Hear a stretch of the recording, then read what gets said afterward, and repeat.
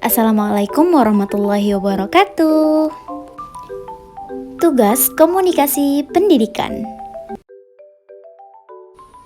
Assalamualaikum warahmatullahi wabarakatuh. Perkenalkan, nama saya Mutmainatul Mabrurah, biasa dipanggil Ina. Saya adalah mahasiswa Stain Sultan Abdurrahman, jurusan MPI semester 3. Baiklah, di sini saya akan membahas tentang komunikasi. Kita akan membahas dan mengenal lebih jelas apa itu komunikasi.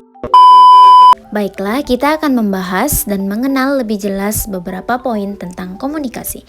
Yang pertama, apa maksud dari komunikasi atau definisinya?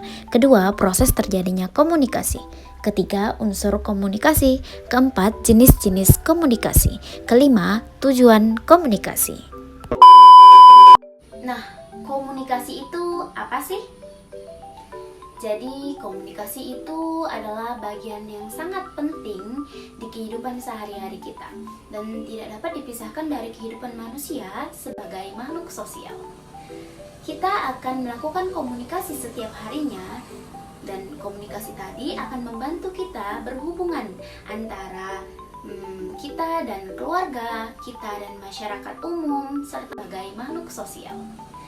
Kita akan melakukan komunikasi setiap harinya dan komunikasi tadi akan membantu kita berhubungan antara kita dan keluarga, kita dan masyarakat umum, serta masyarakat luas, akan memudahkan kita dalam bersosialisasi di dalam masyarakat secara langsung ataupun tidak langsung. Nah, penjelasan tentang komunikasi. Komunikasi itu apa sih maknanya? Nah, jadi secara etimologis, komunikasi berasal dari bahasa Latin yaitu communicare, yang artinya adalah menyampaikan. Jadi, menurut kata tadi, komunikasi adalah proses penyampaian makna dari satu entitas ke entitas lain, atau dari satu individu ke individu lain, atau dari kelompok ke kelompok lain dengan menggunakan tanda, simbol, dan juga semiotika yang dipahami dan sudah disepakati sebelumnya. Poin kedua, proses komunikasi. Berikut adalah proses komunikasi. Nah, di sini ada pengirim dan juga penerima. Di sini pengirim mendengarkan dan memahami, kemudian memberikan informasi kepada penerima. Kemudian penerima mendengarkan dan memahami juga. Kemudian terjadilah feedback atau penerimaan. Begitulah proses terjadi komunikasi. Poin ketiga, unsur komunikasi. Pertama adalah sender. Sender adalah komunikator yang menyampaikan pesan kepada seseorang atau kepada sejumlah orang. Kedua, encoding adalah proses penyandian, yakni proses pengembalian pikiran ke dalam bentuk lambang. Ketiga, message atau pesan yang merupakan seperangkat lambang bermakna yang disampaikan oleh komunikator. Keempat, channel atau medial, saluran komunikasi tempat berlalunya pesan dari komunikator terhadap komunikan. 5. Decoding adalah proses di mana komunikan menetapkan makna pada lambang yang disampaikan oleh komunikator kepadanya. Keenam, receiver. Receiver adalah komunikan yang menerima pesan dari komunikator. 7. Respon adalah tanggapan seperangkat reaksi pada komunikan setelah diterpa pesan. Kedelapan, feedback adalah umpan balik, yakni tanggapan komunikan apabila tersampaikan atau disampaikan kepada komunikator. 9. Noise adalah gangguan tak terencana yang terjadi dalam proses komunikasi sebagai akibat diterimanya pesan lain oleh komunikan yang berbeda dengan pesan yang disampaikan oleh komunikator kepadanya. 10. Konteks, kondisi khusus yang membingkai komunikasi antara komunikator dan komunikan. Poin keempat, yaitu jenis-jenis komunikasi. Jenis-jenis komunikasi berdasarkan cara penyampaiannya. Pertama, komunikasi verbal atau lisan.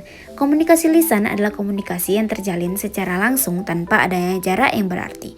Kedua, komunikasi tertulis. Komunikasi tertulis adalah komunikasi dengan media yang ditulis, biasanya dilakukan melalui aplikasi atau media sosial. Oke, kita sampai di poin terakhir, yaitu tujuan komunikasi. Nah, tujuan komunikasi itu apa aja sih? Jadi tujuan dari dilakukannya komunikasi yaitu untuk memberikan kita pengetahuan, wawasan ataupun informasi kepada orang lain sehingga dapat mempengaruhi pemikiran, pola pikir, perubahan sikap, dan juga akan mendorong orang lain untuk melakukan suatu hal tertentu. Berikut adalah beberapa tujuan dari komunikasi. Pertama, agar komunikator dimengerti komunikan. Tujuannya adalah untuk memastikan informasi atau pesan dari komunikator dapat dimengerti oleh orang lain atau komunikan. Kedua, agar dapat mengenal orang lain. Dengan adanya interaksi dan komunikasi, maka setiap orang dapat saling mengenali dan memahami satu sama lain. Ketiga, agar pendapat diterima oleh orang lain. Komunikasi secara persuasif seringkali dilakukan untuk menyampaikan gagasan atau ide seseorang pada orang lain. Tujuannya adalah agar ide dan gagasan tersebut dapat diterima.